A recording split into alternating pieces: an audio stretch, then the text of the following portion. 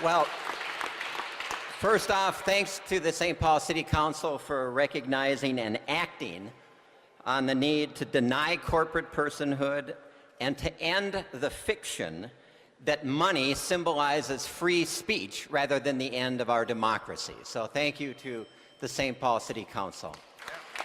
I'm here to call attention to just one aspect of the money-driven, distorted politics, and that is the distortions related to the corporate power embedded in the military-industrial complex itself.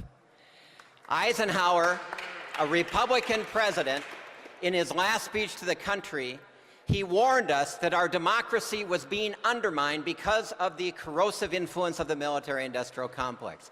He also was warning us that military spending levels and even future wars would be fought for profit and power, not for the security interests of the United States. Now, these concerns overlap precisely with Move to Amend.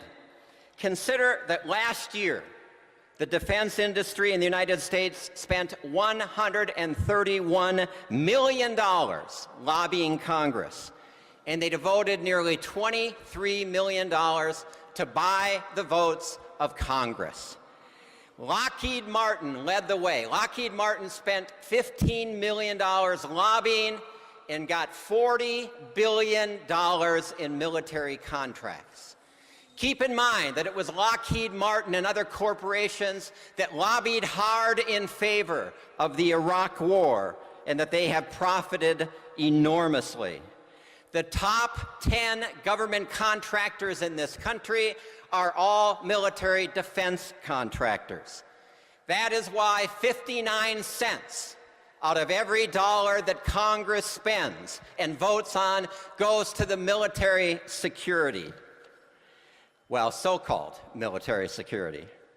Next year, the government of the United States will spend more money on the Afghan war than the entire food stamp budget for 146 million Americans. And now the Citizens United decision has led to the creation of dummy organizations that can receive unlimited funds as a cover for the military industries that benefit and profit from illegal, immoral, unjust, unnecessary wars. Consider for a minute how the military-industrial complex determined spending priorities affects the citizens of Minnesota and more specifically, the residents of St. Paul. How many people do you know that Minnesota taxpayers have spent $38.5 billion just for our share of Iraq and Afghanistan? How many St. Paul taxpayers know that their city, that their taxpayer base in St. Paul has spent $1.6 billion just for their share of Iraq and Afghanistan, including over $151 million this year alone? Now think about this. If we were to fund the Department of Defense at the obscene levels of the Cold War only, because that base budget has doubled since the collapse of the Soviet Union. So if we were to fund them just at the Cold War level, and if we were not to pay for the wars in Afghanistan and Iraq, the St. Paul City Council every year could have $500 million available to improve the living standards for people in the city of St. Paul. If we want to reclaim our democracy, we need to end the fiction of corporate personhood. We also need to not avoid, or we shouldn't avoid, the elephant in the room, which is the most powerful corporate lobby in this country, which is the military-industrial complex. Please join our efforts, which I see as a complementary effort with Move to Amend. It's called the Minnesota Arms Spending Alternatives Project, or Minnesota ASAP. As soon as possible, we have to make this transition away from militarization and war so that we can fund, we can fund pressing needs. I'm hoping the next resolution that goes before the City Council in St. Paul and in communities all over this state will be the resolution calling for a shift in resources and priorities away from militarization and war to meeting the pressing needs of our community. Thank you. So, what I believe is that we have a tremendous opportunity in the present moment to be making linkages between the militarized empire and its dysfunction and the dysfunctional nature of politics and life in our communities.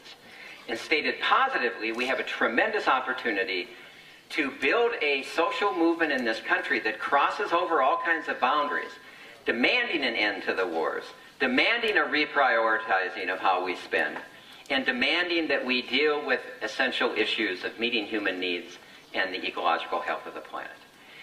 One vehicle I want to mention to you, and I'm probably a couple weeks early, but I want to tell you about it at least, very briefly.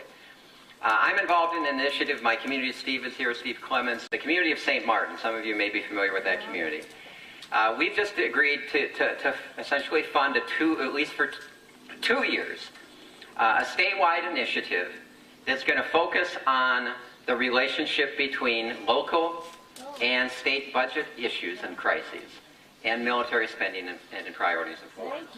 Our simple way of doing it, which all of you can help make possible, we're going to need all of you to help make this possible.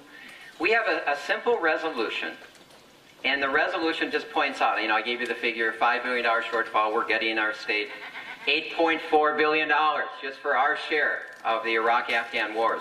Another $26 billion that Minnesota taxpayers will pay in the next 2 years for our share of the base military budget that has doubled since the collapse of the Soviet Union. So we're going to try to get this resolution discussed, debated, written about in every local community in this state, debated by every library board that's cutting their hours, by every city council that's been reduced to managing austerity, by every school board, by every church council.